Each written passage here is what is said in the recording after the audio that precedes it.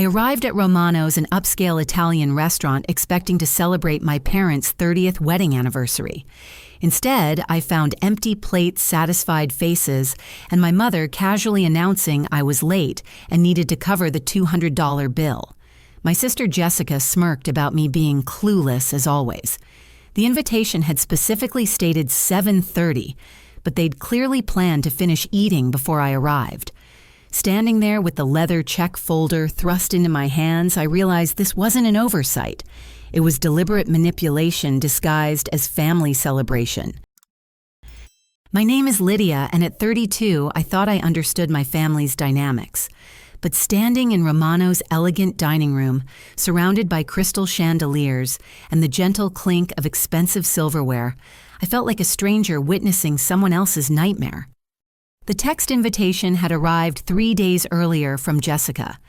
Anniversary dinner for Mom and Dad at Romano's Saturday 7:30. Your treat since you missed Christmas.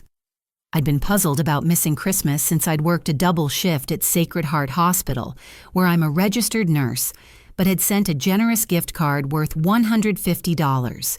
Now examining my phone under the warm amber lighting, I noticed something that made my stomach drop. The original message timestamp showed 7:15. They'd invited me 15 minutes before I was supposed to arrive.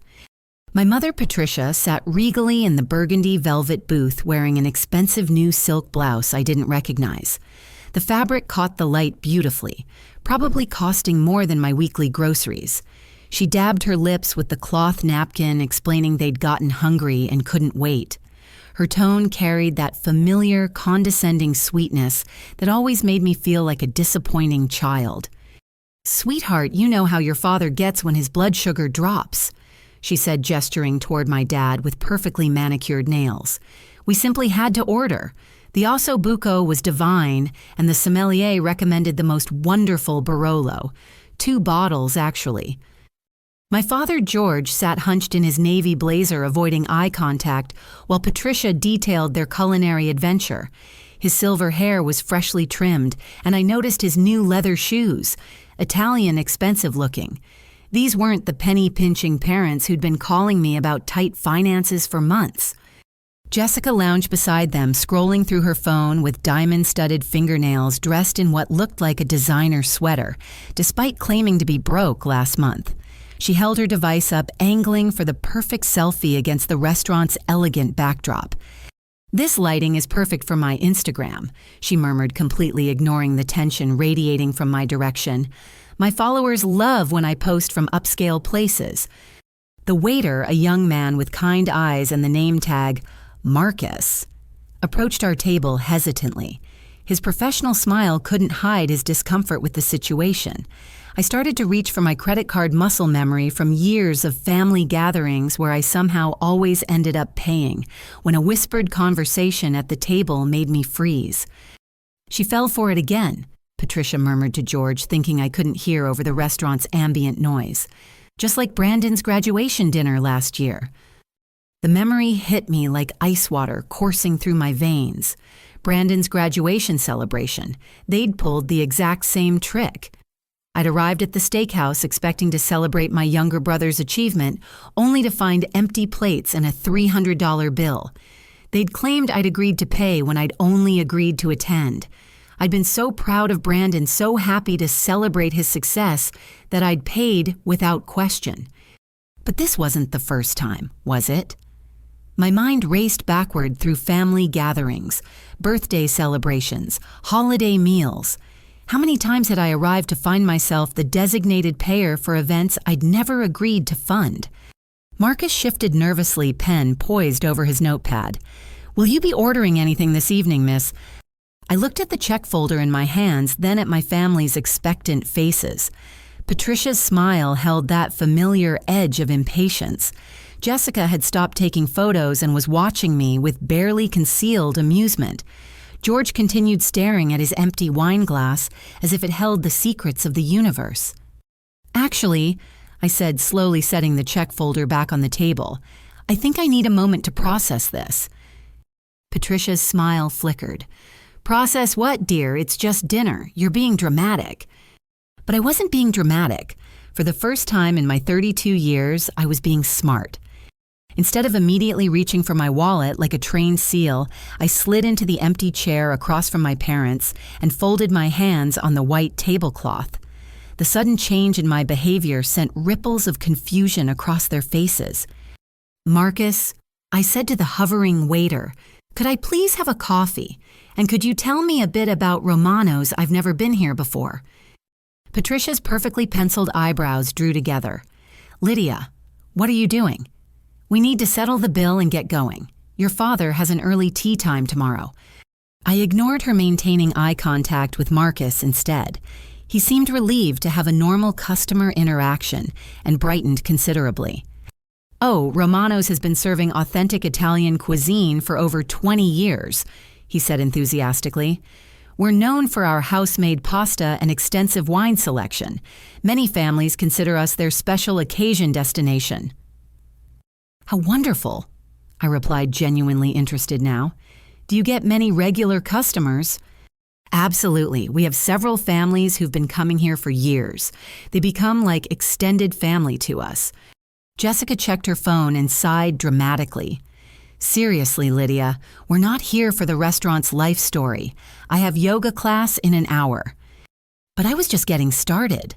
As Marcus poured my coffee from a silver pot, I found myself genuinely curious about this place my parents had chosen. The rich aroma mixed with the scent of garlic and herbs from the kitchen, creating an atmosphere that should have been warm and inviting, rather than tense and uncomfortable. "Marcus, do my parents come here often?"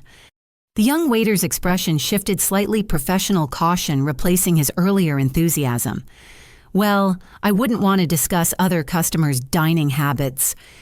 "Oh, we're family," Patricia interjected quickly, her voice carrying a forced lightness.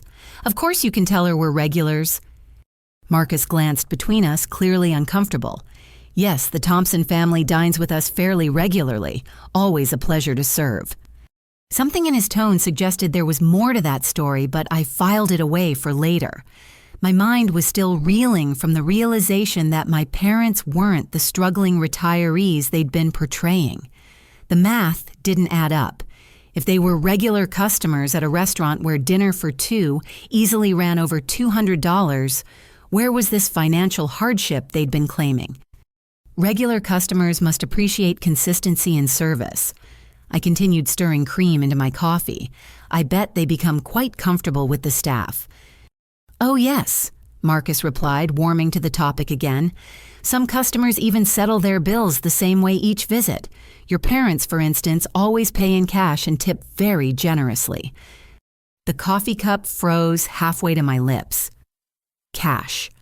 My parents, who'd claimed they couldn't afford their prescription copays last month, were paying cash for expensive dinners and tipping generously. Patricia's face had gone rigid, her smile now resembling a theatrical mask. "Marcus, dear, I'm sure Lydia isn't interested in our payment methods." But I was extremely interested. Over the past year, I'd lent my parents $3,000 for emergency roof repairs that apparently never happened, given them $500 for groceries during their supposed tight month, and contributed $1,000 to Brandon's college fund that somehow never materialized in any college payment. "How many family celebrations have my parents hosted here?" I asked Marcus, ignoring Patricia's increasingly frantic attempts to catch his attention. "Oh, quite a few over the years. Birthday parties, anniversaries, graduation celebrations. Always lovely gatherings, though." He paused, looking uncertain. "Though what?" "Well, it's just interesting how different family members always seem surprised when they're asked to handle the payment. But I'm sure that's just normal family dynamics." The blood drained from my face. This wasn't an isolated incident.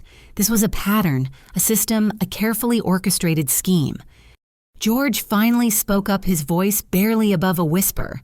"Patricia, maybe we should just—" "Should what, George?" she snapped, dropping her sweet facade for a moment before quickly reconstructing it.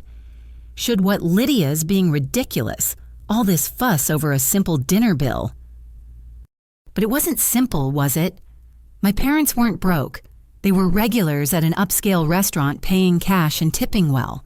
They'd been systematically manipulating family members into funding their lifestyle while claiming poverty. Jessica had stopped pretending to ignore the conversation. Her designer sweater and perfect manicure suddenly took on new significance. "Look, Lydia, you're making this weird. Can't you just pay so we can leave?" "Actually," I said, setting my coffee cup down with deliberate precision, "I think I'd like to speak with the manager." The silence that followed was deafening. Patricia's face went through several color changes, settling on an alarming shade of pale green. George slumped further into the booth as if trying to disappear entirely. Even Jessica's constant phone checking ceased. Marcus nodded professionally. "Of course. Let me get Sophia for you." As he walked away, Patricia leaned forward, her voice dropping to a harsh whisper. "Lydia Marie Thompson, you stop this nonsense right now. You're embarrassing our family." But for the first time in years, I didn't care about embarrassing them. I cared about the truth. Manager Sophia Martinez approached our table with the confident stride of someone accustomed to handling difficult situations. She appeared to be in her mid-40s with intelligent brown eyes and an elegant black dress that spoke of both authority and approachability. Her smile was professional but genuine as she extended her hand. "Good evening, I'm Sophia Martinez, the general manager. Marcus mentioned you'd like to speak with me." I stood to shake her hand, appreciating her firm grip and direct eye contact. "Thank you for taking the time. I'm Lydia Thompson, and I'm having some concerns about tonight's bill." "Of course, let's see what we can resolve." Sophia's gaze swept over my family, and I noticed a flicker of recognition cross her features. "The Thompson family, yes. Your regular guests." Patricia's smile returned, though it didn't reach her eyes. "Sophia, dear, there's really no problem. My daughter is just being a bit particular about the charges." But Sophia's attention had shifted to me, and her expression was becoming increasingly serious. "Actually, Ms. Thompson, I'm glad you asked to speak with me. Could we perhaps step aside for a moment? Anything you need to say can be said in front of my family," I replied, settling back into my chair. Something in Sophia's demeanor told me this conversation was going to be more significant than a simple billing dispute. Sophia nodded slowly. "Very well. Ms. Thompson Romanos keeps detailed records of all payment disputes and unusual incidents.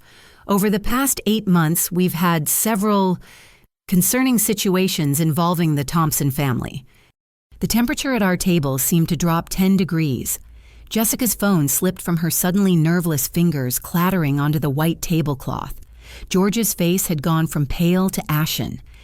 "What kind of situations?" I asked, though part of me already knew I wasn't going to like the answer. Sophia pulled a small notebook from her jacket pocket and consulted it briefly. "Last month, we received a dispute from a credit card company regarding a charge for $347.58. The cardholder one, Ashley Thompson, claimed she had never authorized payment for a family dinner. My cousin Ashley, I hadn't seen her in over 2 years, not since she'd moved to Oregon for her new job. We exchanged Christmas cards and the occasional social media comment, but that was about it. The dispute was particularly concerning." Sophia continued, "because we have security footage of Mrs. Patricia Thompson using the card in question. When questioned, she claimed her daughter Ashley had given her permission to use the card for family expenses." Patricia's mouth opened and closed like a fish gasping for air. "That was a misunderstanding. Ashley had said I could use her card for emergencies, and we had an unexpected expense." "Mrs. Thompson," Sophia interrupted gently but firmly, "the security footage shows you attempting to hide the card from other family members while making the payment. Additionally, our records show this was the 4th time in 3 months that a card belonging to Ashley Thompson was used for your family's dinners." The revelation hit me like a physical blow. My parents hadn't just been manipulating family members into paying bills, they'd been committing credit card fraud. The scope of their deception was staggering. Jessica found her voice first, though it came out as a strangled whisper. "I need to go. I really need to leave right now." "Actually," Sophia said, her tone remaining professionally pleasant while becoming unmistakably firm. "I'd appreciate if everyone could remain seated for a few more minutes.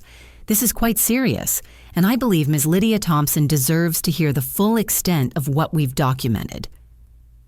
Other diners were beginning to notice our table. The elegant atmosphere of Romano's suddenly felt oppressive rather than welcoming.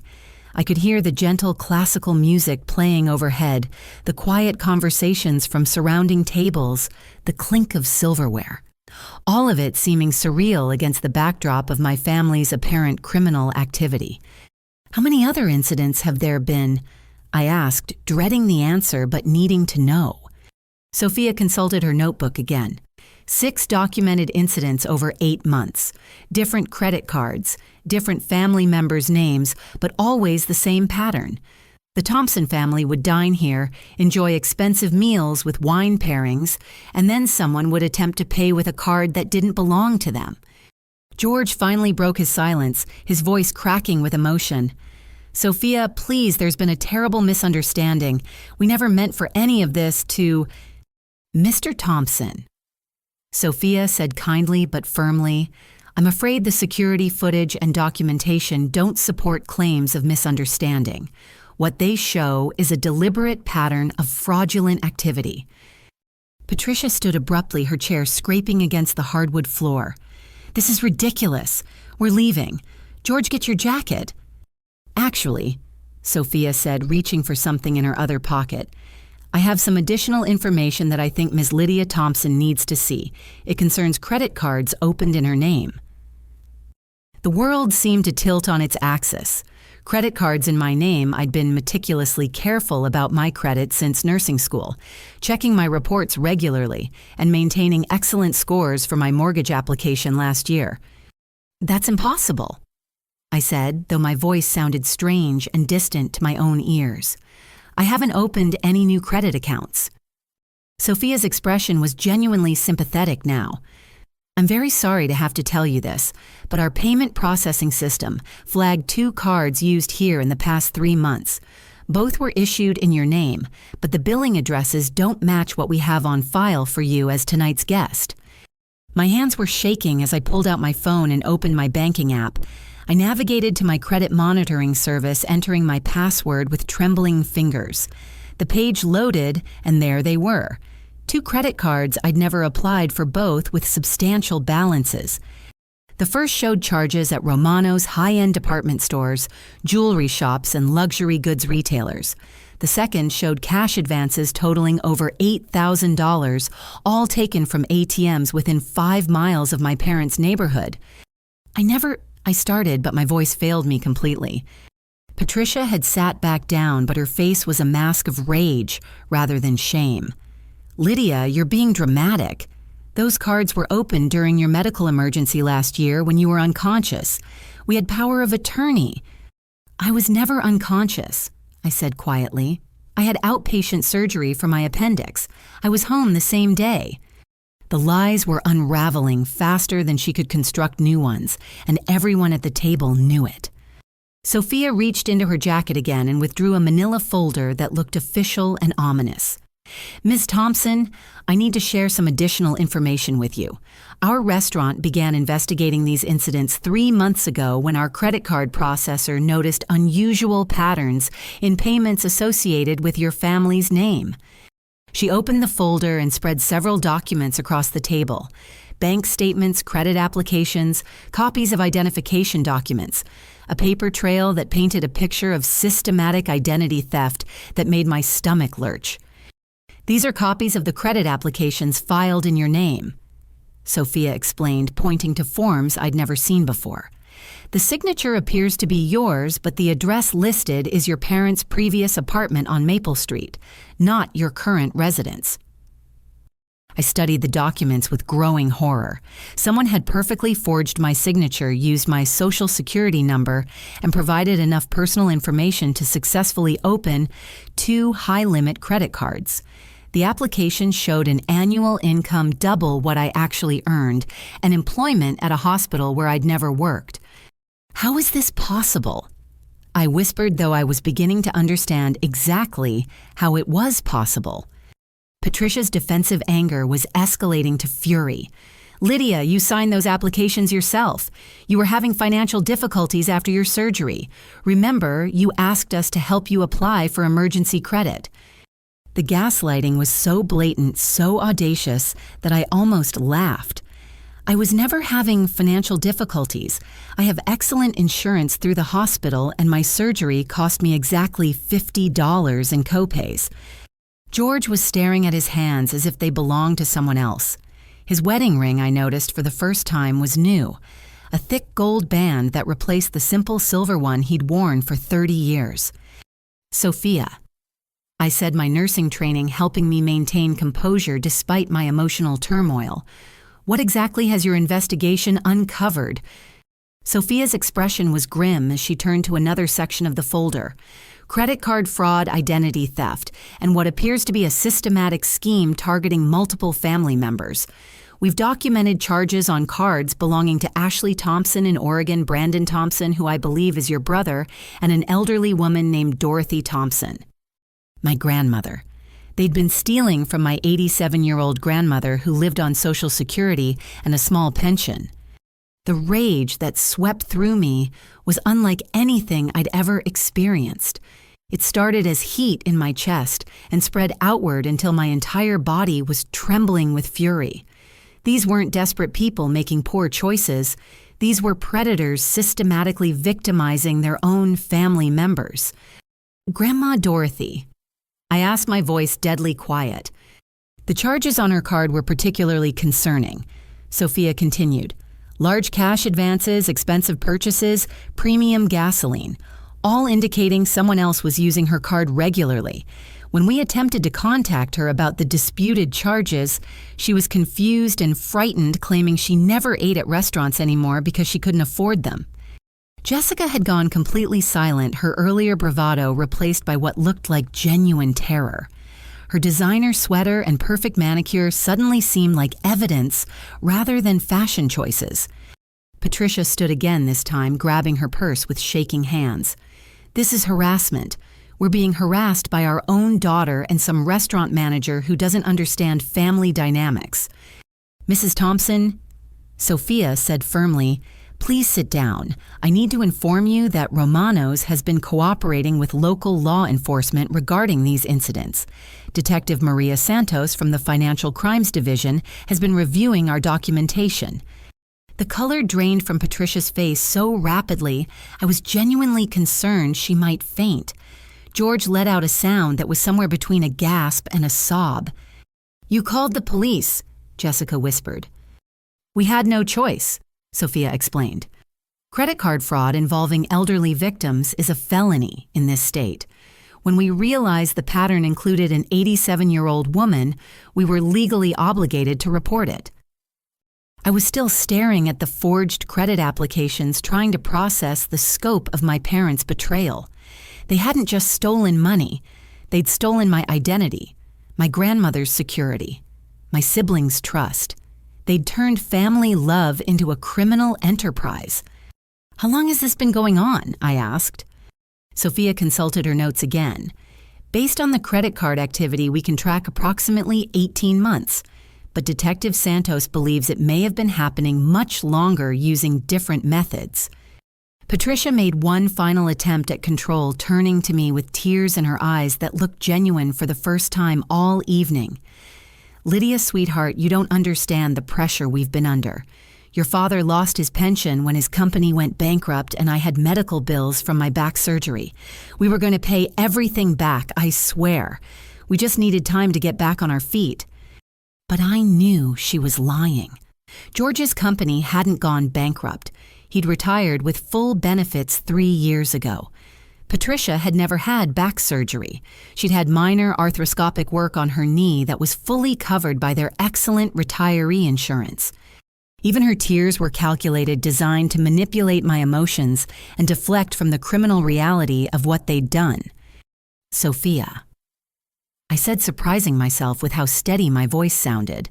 I need to report this to the authorities myself. Can you help me understand what steps I should take? The question sent shockwaves through my family. Jessica started crying in earnest, now mascara running down her cheeks.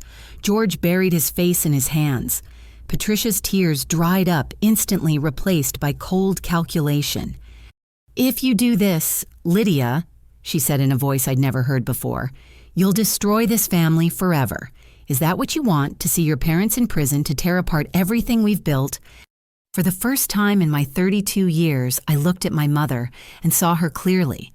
Not as the flawed but loving parent I'd always imagined, but as a manipulative criminal who'd built her lifestyle on the financial destruction of her own children and elderly mother. "No, Mom," I said quietly. "You destroyed this family. I'm just refusing to help you cover it up anymore." Sophia had returned to the table with a security guard and was quietly speaking into her phone when George suddenly pushed back from the table and stood up. His face was streaked with tears, and his hands were shaking so violently he could barely speak. "Stop," he said, his voice breaking. "Just stop. Patricia, we have to tell them everything. We have to stop this." Patricia whirled on him with a fury that made several nearby diners turn their heads. "George, shut your mouth right now. You don't know what you're saying." But something had broken in my father, some final piece of whatever conscience he had left. He looked at me with eyes full of anguish and began talking in a rush, as if the words had been building pressure for months. "Lydia, your mother has a gambling problem. Not just casual casino trips, a serious life-destroying addiction that's cost us everything. Our savings, our retirement accounts, our home equity, it's all gone." Patricia lunged toward him, but the security guard stepped forward politely but firmly, guiding her back to her seat. "Ma'am, please remain seated." George continued his confession, spilling out like water from a broken dam. "We don't own the condo. We're subletting it illegally from the Hendersons while they're in Florida for the winter. When they come back in April, we'll be homeless. The car, the jewelry, the clothes, everything is bought with stolen credit cards or money we've taken from family members." Jessica was sobbing openly now, her carefully constructed image crumbling as rapidly as her parents' lies. "Dad, please stop talking. You're making everything worse." "Worse?" George turned to her with an expression of complete desperation. "Jessica, how can this get worse? We've stolen from our own children from your grandmother, who calls me every week worried about her medical bills. We've turned into criminals, and for what? So your mother can feed money into slot machines, and I can pretend we're still respectable people." The raw honesty of his breakdown was devastating to witness. This wasn't the father I remembered from my childhood, the man who'd taught me to ride a bike and helped with homework. This was a broken person who'd allowed himself to become complicit in destroying his family's financial security. "Patricia goes to the casino 4 or 5 times a week," he continued, looking directly at me. "She's lost over $60,000 in the past year alone. Every time I try to stop her, she threatens to leave me or to destroy relationships with you kids. She made me give her your personal information, Brandon's, Ashley's. She said it was just temporary, just until she could win back what she'd lost." Patricia had gone completely still, her face a mask of cold rage. When she finally spoke, her voice was barely human. "You weak, pathetic excuse for a man. After everything I've done to keep us afloat, this is how you repay me." "Keep us afloat?" George's voice cracked with incredulous laughter. "Patricia, you're drowning us. You've destroyed 30 years of savings in 18 months. You've made criminals out of our children and terrorized an 87-year-old woman." Sophia had finished her phone conversation and was taking notes as George continued his confession. Her expression was professionally neutral, but I could see the sympathy in her eyes as she documented the scope of the family destruction. "Jessica." George turned to his younger daughter. "Tell Lydia about the credit cards. Tell her how your mother made you apply for cards using fake information." Jessica's sobs became wails. "I didn't know it was illegal. Mom said it was just creative financing, that rich people do it all the time. She said we deserved nice things after Dad's company cut his pension." Another lie exposed. George's pension had never been cut. It was simply being diverted to fund Patricia's gambling addiction. "How many people have you stolen from?" I asked, my voice sounding strange and detached. Patricia finally spoke, her voice dripping with venom. We didn't steal anything. We borrowed from family members who have more money than they know what to do with. You make $70,000 a year as a nurse. Ashley has that fancy tech job. Brandon got scholarships for college. You all have more than enough. The entitlement in her voice was staggering. She genuinely believed that our financial stability gave her the right to steal from us. Mom, I said quietly, I don't make $70,000. I make $48,000. I live in a one-bedroom apartment and drive a car with 160,000 miles because that's what I can afford. Ashley's tech job pays well, but she's also paying off student loans and saving for her wedding. Brandon's scholarships didn't cover everything. He's been working 3 part-time jobs to pay for housing and books. Each fact I shared seemed to chip away at Patricia's constructed narrative about her wealthy children who could afford to support her lifestyle. George was still confessing, the words pouring out of him like he was purging poison. She's been planning this for months. She has a whole system. She studies your social media posts to know when you're working or traveling, so she knows when to use your cards without you noticing right away.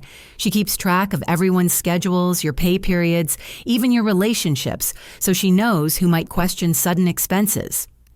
The level of calculation was breathtaking. This wasn't desperate people making poor choices. This was organized crime targeting our own family members.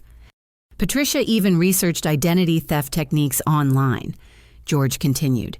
She has notebooks full of personal information about all of you.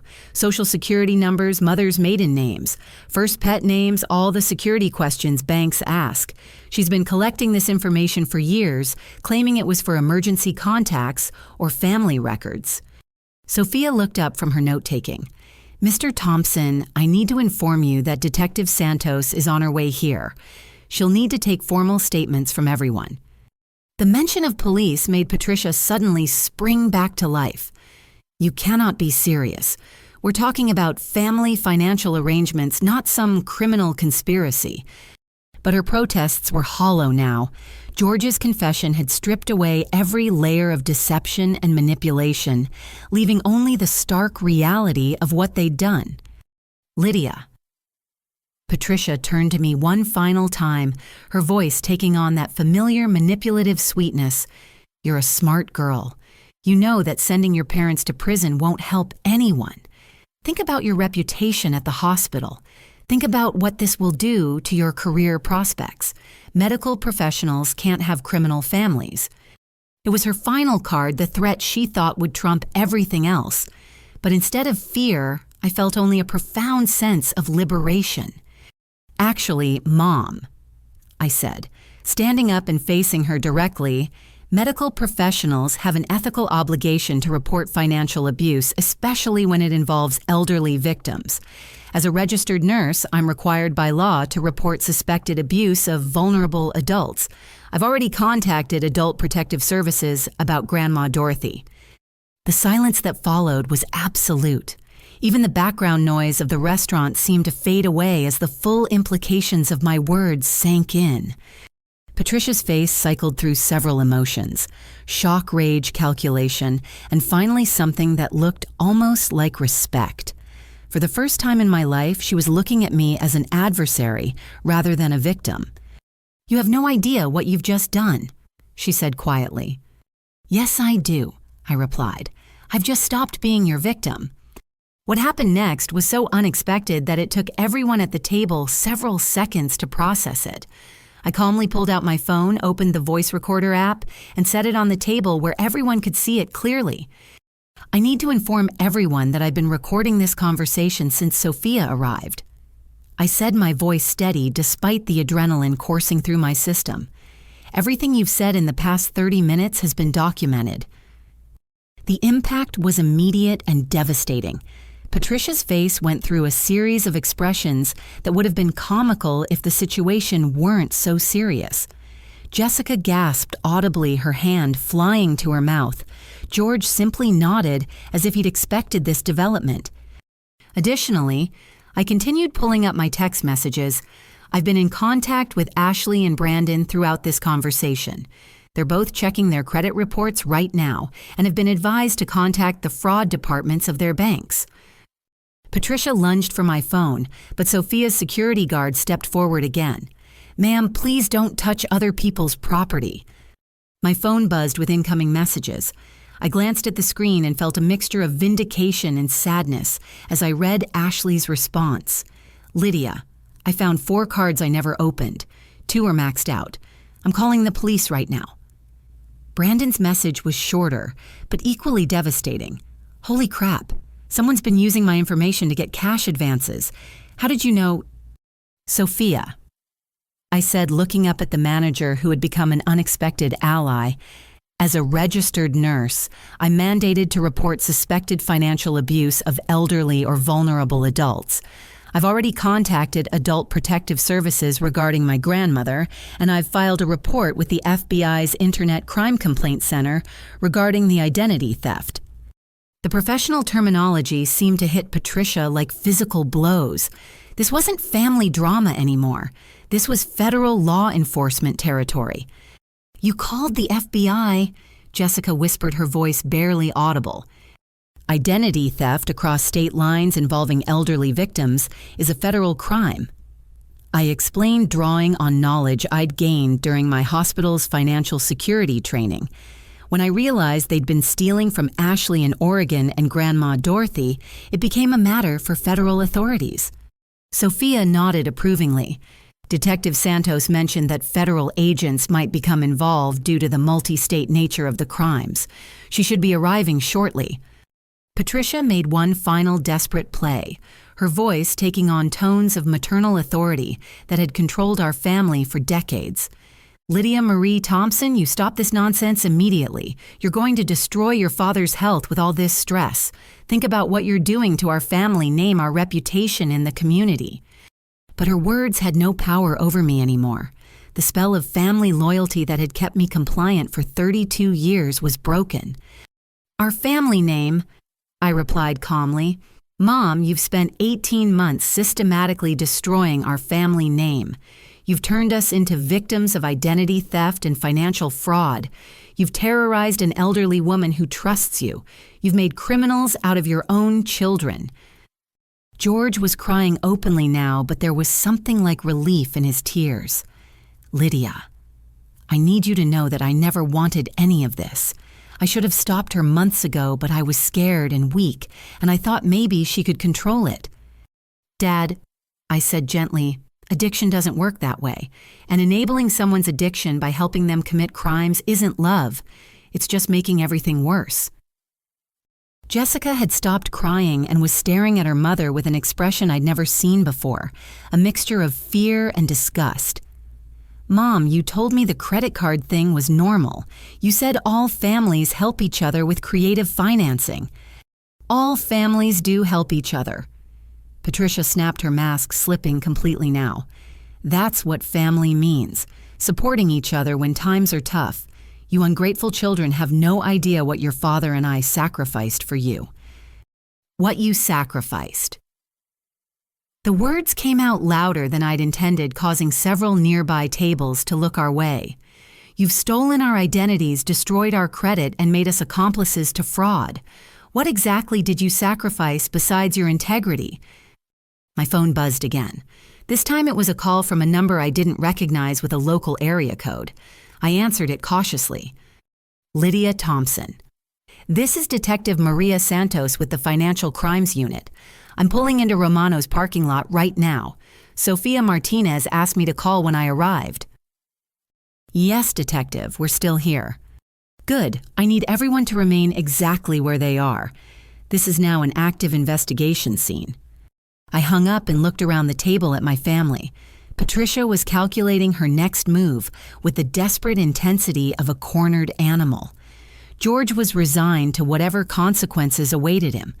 Jessica looked terrified, but also somehow younger, as if the weight of participating in her parents' crimes had been aging her prematurely. "The police are here," I announced unnecessarily, since everyone had heard my side of the conversation. Patricia made one final attempt at manipulation, this time targeting Jessica. "Jessie, sweetheart, you need to support your family right now. Tell them this is all a misunderstanding. Tell them Lydia is exaggerating everything because she's always been jealous of our close relationship." But Jessica shook her head slowly. "No, Mom, I can't do this anymore. I've been having panic attacks for months because I knew what we were doing was wrong. I've been afraid to check my own credit report because I was scared of what I'd find." The admission seemed to break Patricia's last thread of control. "You're all pathetic," she hissed. "Weak, ungrateful children who can't appreciate everything I've done for this family. Fine, call the police. Destroy your parents' lives. See how that works out for you." "Mrs. Thompson." Sophia interjected. "I think it would be best if everyone remained calm until Detective Santos can sort this out." But Patricia was beyond calm. She stood up abruptly, grabbed her purse, and headed for the exit. "George, we're leaving, now." The security guard moved to intercept her path. "Ma'am, I'm sorry, but Detective Santos asked that everyone remain here." "I don't have to listen to some restaurant security guard," Patricia snapped, trying to push past him. That's when Sophia did something that surprised everyone. She pulled out her own phone and spoke clearly. "Detective Santos, the primary suspect is attempting to leave the premises." Through the restaurant's front windows, we could see police cars pulling into the parking lot, their red and blue lights reflecting off the glass and creating an almost surreal atmosphere inside the elegant dining room.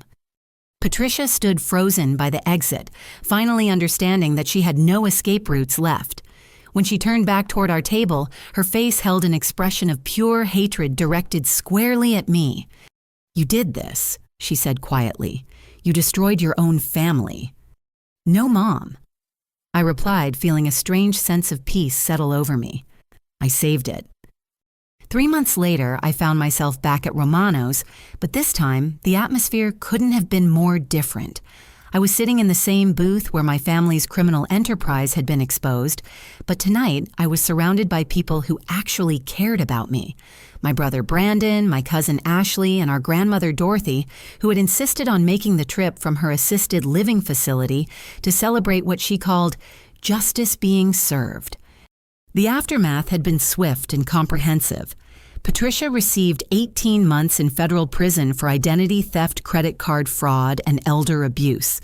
The judge had been particularly stern about her targeting of an elderly family member, calling it a betrayal of the most fundamental bonds of trust and protection that should exist in families. George received 2 years of probation and mandatory participation in both addiction counseling and financial crimes victim impact programs. The judge had taken into consideration his cooperation with authorities and genuine remorse, but made it clear that enabling financial abuse was still criminal behavior regardless of the relationship dynamics involved. "You know what the best part is?" Ashley said, raising her wine glass in a mock toast. "My credit score actually improved after we got all the fraud removed. Turns out having your identity stolen and properly reported is better for your credit than having mysterious unpaid balances." Brandon laughed, but I could see the lingering shadows in his eyes.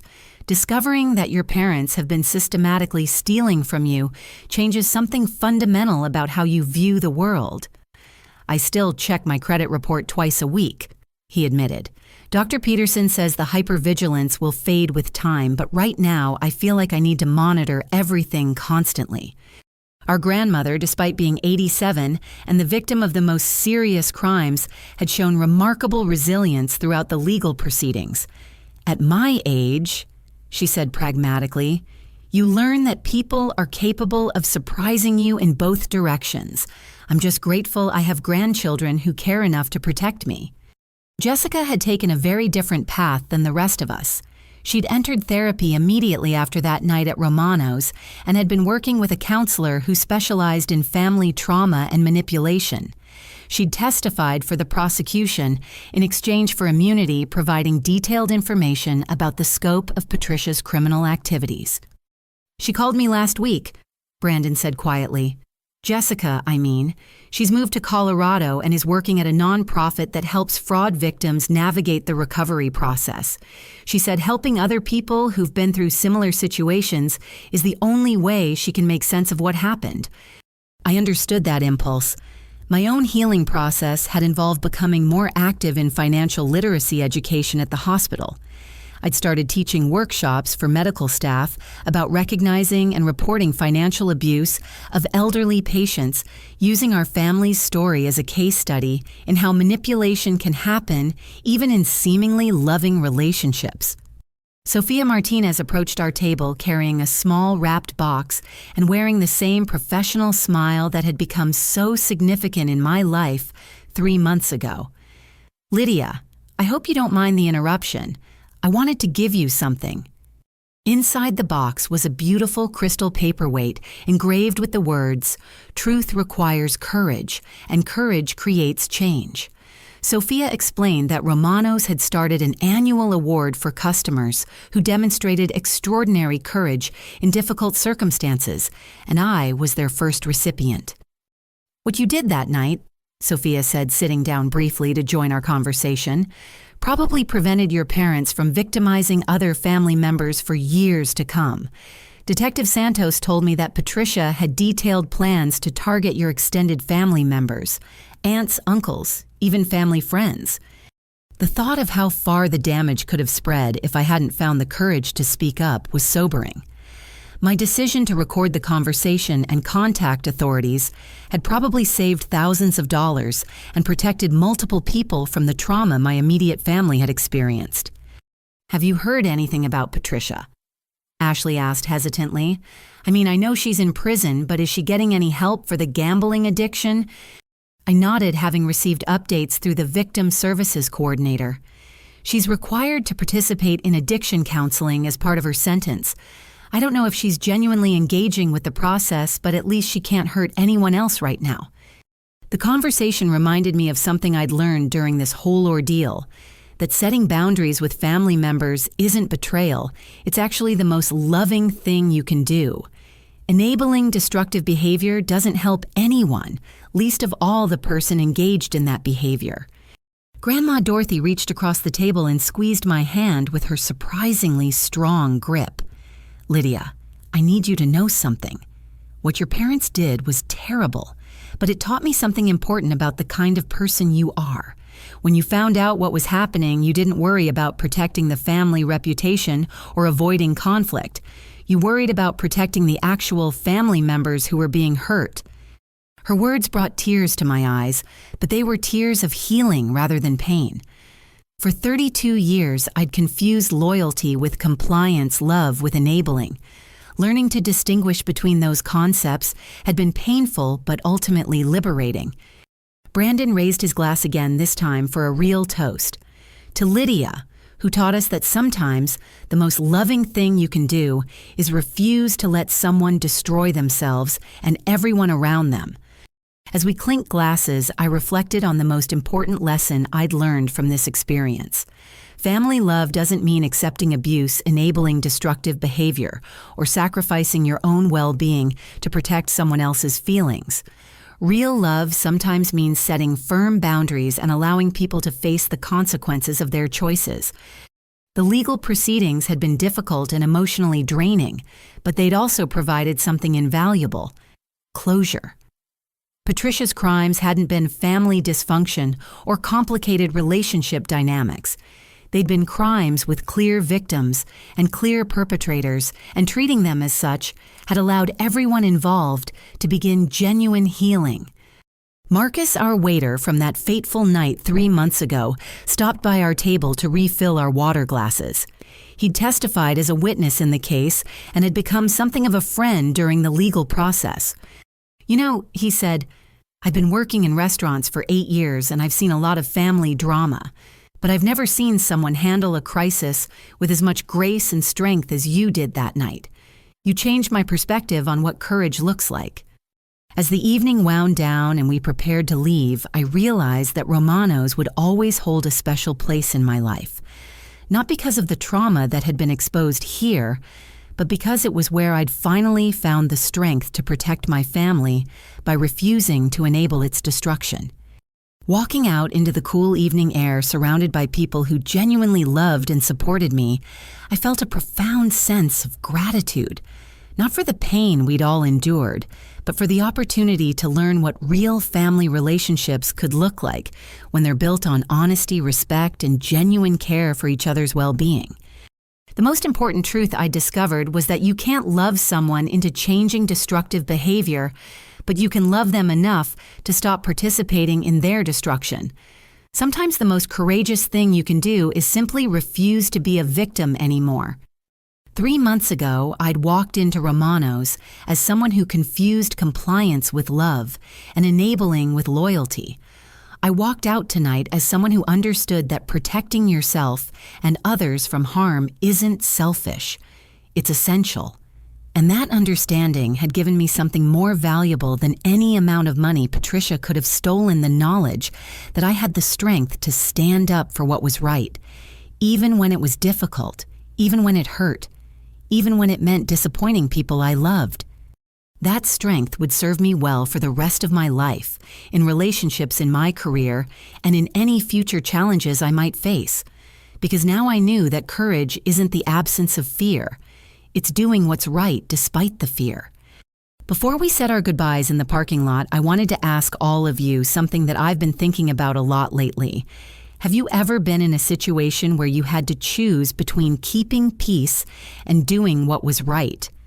Maybe it wasn't as extreme as financial fraud, but those moments when we have to decide whether to speak up or stay silent happen to all of us. I'd love to hear your thoughts in the comments below. Your stories might help someone else find the courage they need.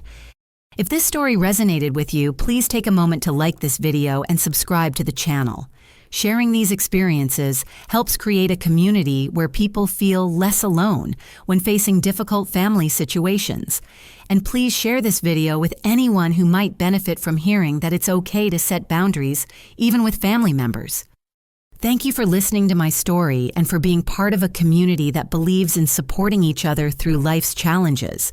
Remember, you have more strength than you realize, and sometimes the most loving thing you can do is refuse to let someone hurt themselves or others through your silence. Take care of yourselves, and I'll see you in the next story.